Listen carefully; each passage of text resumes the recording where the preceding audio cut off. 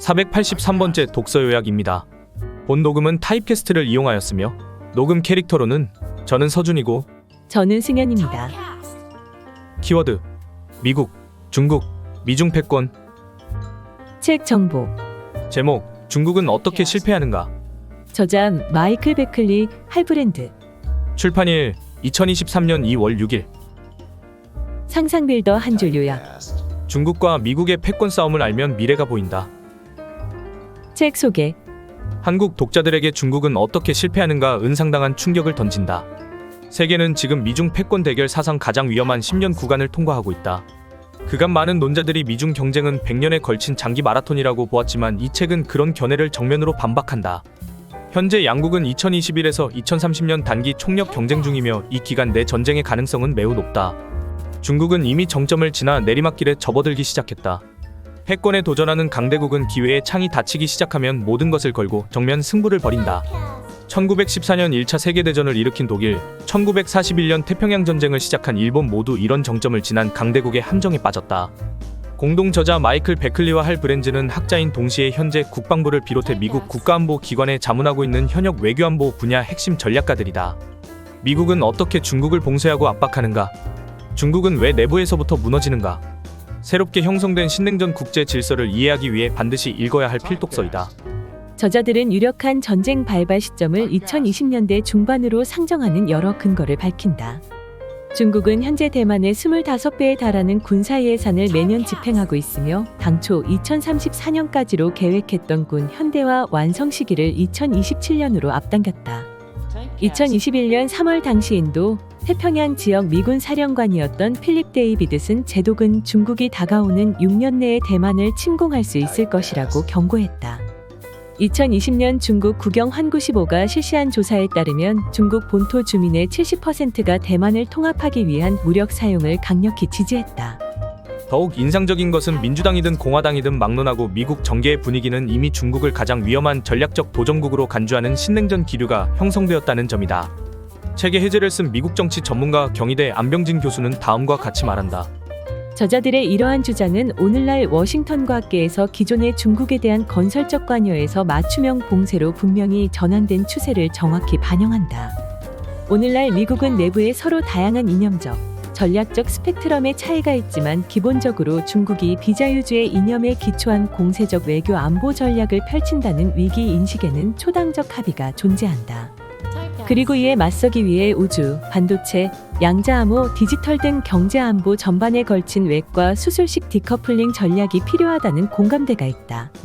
이는 오늘날 인플레이션 감축 법안, 반도체 공급망 협의체, 쿼드 등 다차원의 행보로 나타난다.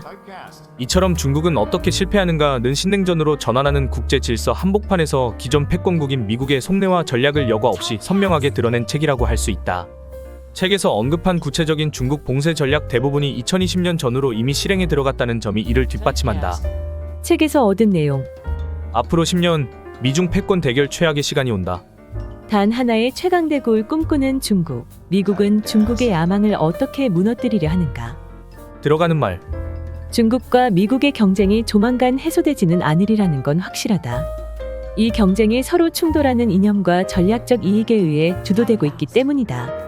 그러나 가장 오래 끄는 경쟁 관계에서도 그 강도는 시간이 가면서 완화될 수 있다. 지난 역사와 중국이 걷고 있는 현재의 궤적은 모두 중미 경쟁이 이번 10년, 즉 2020년대 중에 가장 위험한 순간을 맞이하게 될 것임을 시사한다. 그 이유는 중국이 신흥 강국의 생애주기에서 가장 위험한 단계에 도달했기 때문이다. 즉, 중국은 기존 질서를 공격적으로 방해할 수 있을 만큼 강하지만 시간이 자기 편이라는 자신감은 잃기 시작하는 지점에 이르렀다는 것이다. 중국의 경제력과 군사력은 냉전 이래 줄곧 천정부지로 치솟았다. 어떤 의미에서는 그런 성과가 시진핑의 끝없는 야심을 부추겨왔다고 할 수 있다. 힘의 균형이 중국에 유리하게 바뀜에 따라 대만 해협 문제에서부터 미중 경쟁에 이르기까지 중요한 분야에서 중국의 구미를 당기는 기회가 열렸다. 최근까지 민주국가들은 중국의 움직임에 대응하는 과정에서 무기력했던 데다 정확히 초점을 맞추지도 못했다. 오늘날에도 시진핑은 중국에서 시작된 팬데믹에 의해 무너진 세계와 자멸하는 듯한 모습을 자주 보이는 초강대국 미국을 지그시 살펴보고 있다. 시진핑이 표현했듯이 중국은 지금 자신이 지배적인 위치에 서게 될 미래를 위해 분투하고 있다. 그러나 중국은 서두르는 게 좋을 것이다. 그러지 않으면 그 미래가 상당히 험악해 보이기 때문이다.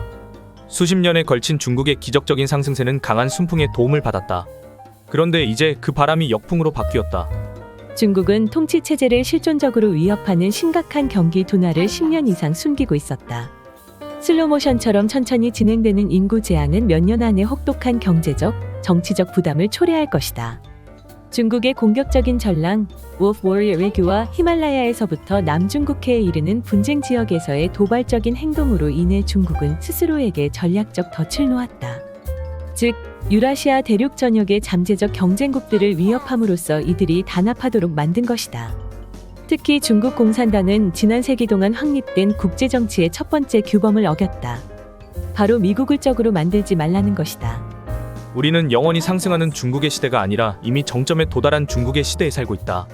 중국은 세계를 재편하고자 하는 현상 변경 강대국이지만 그럴 수 있는 시간은 이미 끝나기 시작했다.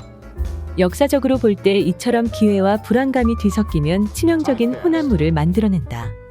고대로부터 현재에 이르기까지 한때 떠오르던 신흥 강국들은 자신의 행운이 다하고 주변의 적들은 크게 늘어나고 있으며 지금 영광스러운 미래를 향해 손을 뻗지 않으면 영원히 그런 순간은 오지 않는다는 사실을 깨닫는 시점에 가장 공격적으로 바뀌는 경우가 잦았다. 빠르게 성장하는 국가가 긴 경기 침체에 빠지면 발작적인 팽창 정책으로 대응했다. 경쟁국들에게 포위될 것을 우려하는 나라는 절박하게 그 포위의 고리를 깨려고 시도한다.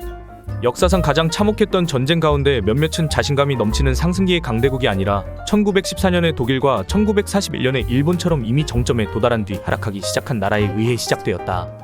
블라디미르 푸틴이 구소련 지역에서 벌이는 최근의 전쟁은 이 분석 틀에 딱 들어맞는다. 시진핑 정권은 국제 문제에서 우려스럽지만 익숙한 궤적을 따르고 있다. 짜릿한 상승에 이어 급전직하로 추락하는 롤러코스터를 탄 것 같은 모양새다. 중국이 처한 공경은 미국에게 좋은 소식과 나쁜 소식을 모두 내놓는다. 좋은 소식은 장기적으로 중국의 도전이 많은 비관주의자가 지금 믿고 있는 것보다는 어느 정도 관리할 만한 것으로 드러날 수도 있다는 점이다. 건강하지 못한 전체주의 국가인 중국은 힘들이지 않고 미국을 초월해서 세계를 주도하는 강대국이 되지는 못할 것이다. 우리는 언젠가 지금 옛 소련을 보듯이 중국을 되돌아볼는지 모른다. 즉 겉으로 보이는 강점들로 인해 치명적인 결함을 제대로 보지 못한 강적이었다고 말이다. 나쁜 소식은 장기전으로 끌고 가기가 쉽지 않다는 점이다. 2020년대 동안 경쟁의 속도는 격렬해질 것이고 전쟁의 가능성은 놀랄 만큼 현실적으로 다가올 것이다. 특히 중국은 이전에 정점에 도달했던 강대국들이 했던 일을 그대로 따라할 것이다.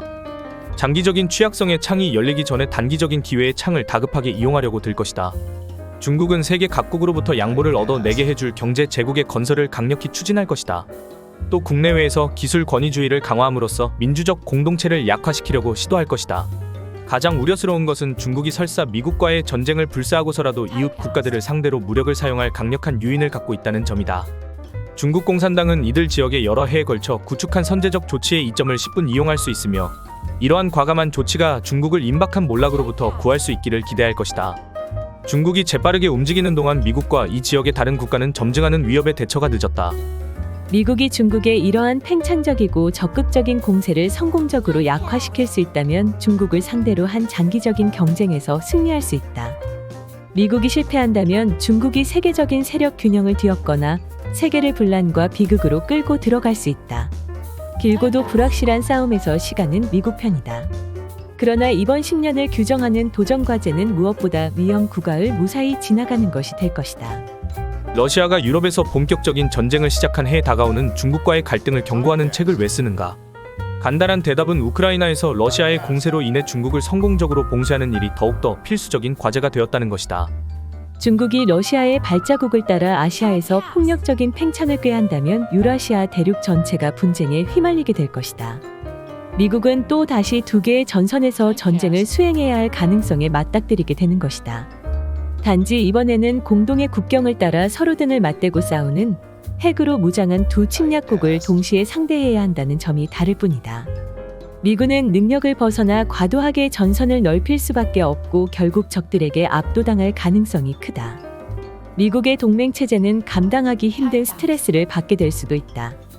유라시아 대륙 전역에 걸쳐 각 나라가 자국을 방어하면서 동시에 경제 위기와 난민 유입 등 주요 강대국 간 전쟁에 따른 연쇄 반응에 대처하기 위해 서로 경쟁적으로 다투게 되면 전후 국제 질서는 붕괴할 수도 있다. 이미 러시아의 공격으로 크게 흔들린 세계는 중국의 공세로 인해 산산이 부서질 수도 있다. 우리가 중국에 초점을 맞춘 또 다른 이유는 중국이 특히 위험한 나라이기 때문이다. 중국 경제는 러시아보다 10배나 크고 중국의 국방 예산은 러시아의 4배 규모다. 러시아는 기본적으로 군사력과 에너지 자원에서 영향력을 끌어내는 2차원적 강대국인 반면에 중국은 더 광범위하고 다양한 강압수단을 보유하고 있으며 거의 모든 지정학적 경쟁의 장에서 미국과 그 동맹국들에게 도전할 수 있는 능력을 지녔다. 시진핑은 지구상에서 가장 규모가 큰 군대와 가장 덩치가 큰 경제 위에 군림하고 있다. 중국 관리들은 세계 주요 국제기구 가운데 다수의 기구에서 지도적인 자리를 차지하고 있다. 전 세계 국가의 절반 이상이 이미 미국보다 중국과 더 많은 교역을 하고 있다. 중국은 또한 최근에 세계 최대의 해외 차관 공여국이 되었다. 세계은행이나 국제통화기금 또는 세계의 주요 차관 공여국 모임인 파리클럽의 22개 회원국을 합친 것보다 더 많은 신용을 제공했다. 중국의 경제력은 정점을 지나고 있을지 모르지만 다른 어떤 나라도 중국만큼 세계적으로 미국에 도전할 만한 능력을 갖지 못했다. 전제적인 러시아가 아무리 사악하다고 해도 우리 시대를 규정하는 지정학적 경합은 역시 미국과 중국의 경쟁이 될 공산이 크다. 여러 가지 문제를 안고 있지만 여전히 독보적으로 강력한 이 경쟁국에 맞선 싸움에서 미국이 승리하지 못하면 세계사적인 파장을 낳게 될 것이다. 이 책은 왜 중국이 분석가들 대부분이 생각하는 것보다 더 큰 공경에 빠져 있는지, 왜 그런 추세가 장래에 그토록 위험한지, 그리고 어떻게 미국이 곧 닥칠 폭풍에 대비할 수 있는지를 설명함으로써 중국에 관한 기존 통념과 반대되는 관점을 제시한다. 또 우리는 주요 전쟁의 기원과 강대국의 흥망에 관한 기존 상식의 이의를 제기한다. 학계는 오랫동안 이런 주제를 연구해왔다. 그러나 그들의 연구 작업은 공통적으로 잘못된 가정에 기초하고 있다. 말하자면 국가는 반드시 상승하거나 아니면 하락하는 두 가지 상태 중 어느 한 상태에 있다는 가정이다. 오름세를 탄 국가는 전진하고 내리막길에 들어선 국가는 물러선다는 것이다. 기존 학설에 따르면 체제를 뒤흔드는 대규모 전쟁은 상승하는 도전국이 기력이 다한 패권국을 초월하는 패권 이행기에 일어날 가능성이 가장 크다. 이런 발상의 기원은 투키디데스까지 거슬러 올라간다. 그는 펠로폰네소스 전쟁이 일어난 원인이 스파르타를 무너뜨린 아테네의 발음이라고 썼다. 이런 발상은 터보 엔진을 장착한 중국이 사기통 엔진을 가진 미국을 압도함에 따라 갈등이 빚어질 확률이 크게 높아질 것이라고 경고하는 세계적인 베스트셀러 저작물에서 두드러지게 나타나는 특징이다. 그러나 이런 인식의 많은 부분이 실상을 호도하거나 사실과 어긋난다. 국가는 상승하면서 동시에 하락할 수 있다. 국가는 경제가 허덕이거나 넘어지더라도 영토를 빼앗거나 급속히 무력을 증강할 수 있다. 상승하는 국력에서 나오는 자신감이 아니라 상대적인 하락세로 인해 촉발된 불안감이 야심찬 강대국을 탈선시키고 폭력적으로 만들 수 있다. 마지막으로 종말론적 전쟁은 패권 이행이 없더라도 일어날 수 있다. 한때 상승하던 도전국은 다른 방법으로는 도저히 따라잡지 못할 경쟁국에게 무리하게 도발했다고 깨달은 순간 싸움에서 지고 패망했다. 과거 사례로부터 이러한 치명적인 패턴을 이해하는 것은 여러분이 생각하는 것보다 빨리 펼쳐질 암울한 미래에 대비하는 데 결정적으로 중요하다. 여기에 걸린 위험은 학문적인 문제가 아니라 현실적인 문제다.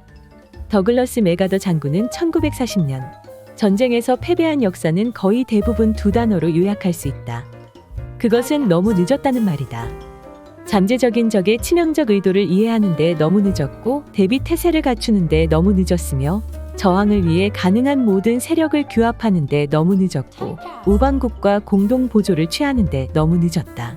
라고 설명했다.